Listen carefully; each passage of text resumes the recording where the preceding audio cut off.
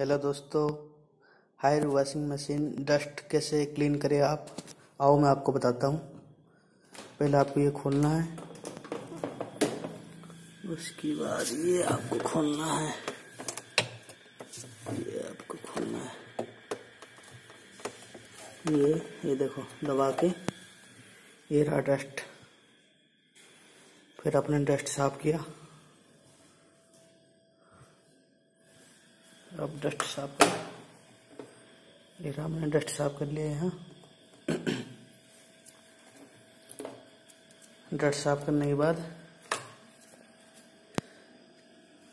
ये रहा, ये आप दोबारा लगा सकते हैं। ये है एलएस साइड का है डस्ट क्लीनर। ये देखिए दोबारा से फिट हो जाता है। फिर दोबारा एक इस साइड है। ये जो हमारा डस्ट क्लीनर डस्ट कैप्चर होता है, इसमें देखिए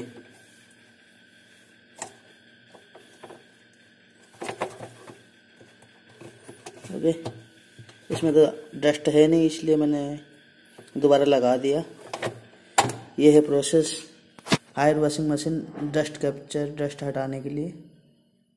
आशा करता हूँ आपको मेरी जानकारी अच्छा लगा होगा। अगर आपको अच्छा लगा होगा तो प्लीज़ शेयर कीजिए। हायर की वॉशिंग मशीन में कोई भी दिक्कत हो, मैं आपको सलूशन बताऊंगा। Haier automatic, fully automatic washing machine.